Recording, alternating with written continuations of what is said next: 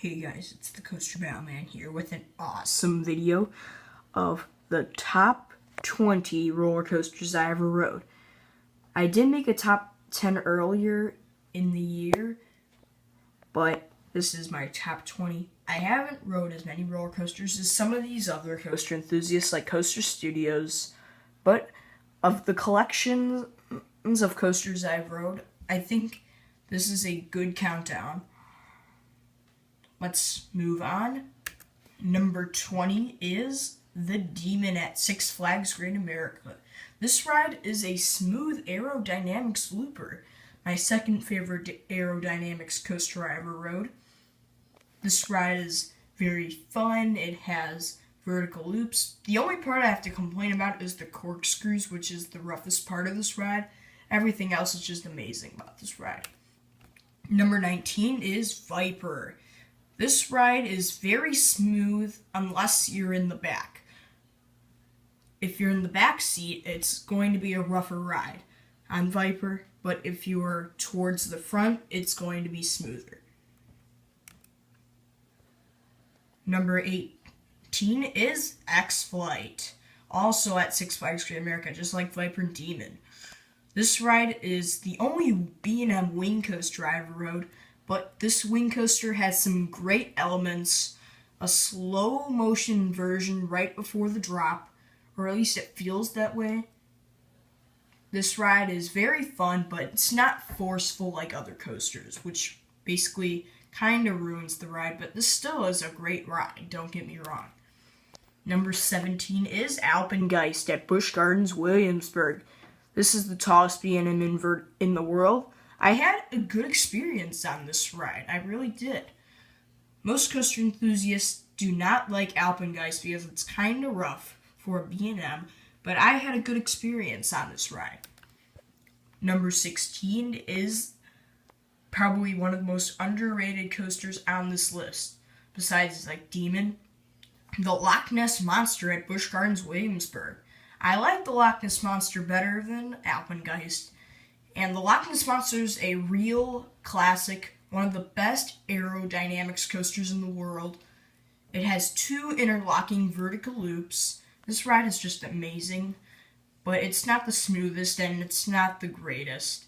So that's why it's coming in 16th. Number 15 is the Vekoma Boomerangs I've rode. I've rode 2 Vekoma Boomerangs, the Sidewinder at Hershey Park and the Boomerang at Six Flags St. Louis. Both these rides are great experiences. Not my favorite, though. Number 14 is Skyrush at Hershey Park. This will cause some argument in the comments. This ride is a great ride, but I would probably complain about the restraints, and I kind of forgot about the ride, so that's why it's coming in at 14th place. Probably if I still remember the ride, I'd probably rate it way higher, but since I don't remember this ride too much, I put it at 14th. But I know this ride's pretty insane, but the restraints are pretty bad. Number 13 is Shivering Timbers at Michigan's Adventure. This is a great wooden coaster, but unfortunately this ride has been getting rougher over the years. I rode this coaster at Michigan's Adventure a few times, and my experiences weren't rough, but they weren't smooth. They were kind of in between. Number 12 is Superman Ultimate Flight at Six Flags Great America, my home park. This ride is an excellent flying coaster. It may be one of 3 clones, but this is the only flying coaster I ever rode. And this is a great flying coaster. I gotta try and find some other flying coasters to ride. The pretzel loop is obviously the best part of this ride.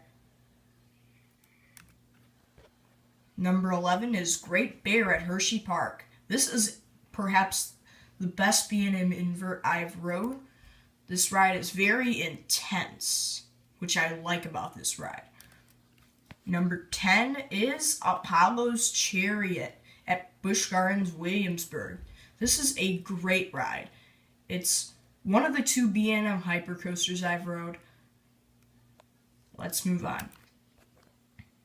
Number 9 is probably the most underrated coaster on this list. This is the Thunderhawk at Michigan's Adventure. This is a very underrated coaster. Not really many people like this ride because it's so rough, but I used a strategy to not bang my head on it, so that's why it's at 9th place. And this ride's very compact, intense, right by the lake. This is just a pretty insane ride if you know how to ride it. Number 8 is American Eagle at Six Flags Great America. In my opinion, this is the 3rd best coaster at the park. This ride is a dueling coaster, which is awesome. And this ride is amazing. But unfortunately, one thing I don't like about this ride is that the restraints are pulled down so hard on you and tight, you don't get that much air time. Number 7 is The Boss at Six Flags St. Louis. I'm one of those Boss fans. A lot of people hate The Boss and think it's rough, but I personally do not think so. I found this ride to be a true Boss, and it's very fun and insane. Number 6 is The Raging Bull at Six Flags Great America. This ride features some twistiness and some airtime. It's basically one of those coasters with a little bit of everything. Number 5 is Goliath. Probably the best coaster at Six Flags Great America. This is an RMC hybrid. This is the only RMC I've rode. I would love to try and ride more RMCs, but this is an excellent ride. Perhaps the best coaster at Great America. Number 4 is Mr. Freeze Reverse Blast at Six Flags St. Louis. There's also one of these clones at Six Flags over Texas. I rode the one at Six Flags St. Louis and I had an excellent experience. This is perhaps one of the best launch coasters out there. Unfortunately, this ride is a little short of a ride. Number 3 is Cheetah Hunt at Busch Gardens, Tampa. This is a great launch coaster. It might be a family coaster to some people, but I don't think so. This ride is very fun and memorable. Number 2 is Griffon, the B&M Dive Coaster. This ride is insane with its crazy drop, but the ride's not that long, which is one reason why I don't like this ride as much, but this ride's just amazing. And my favorite coaster ever is the Fahrenheit at Hershey Park. This is an insane ride. There's tons of inversions, a beyond vertical drop, 97 degrees. This ride is just pure adrenaline amazing.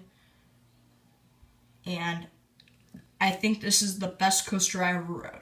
Thank you for watching. Stay tuned for more videos.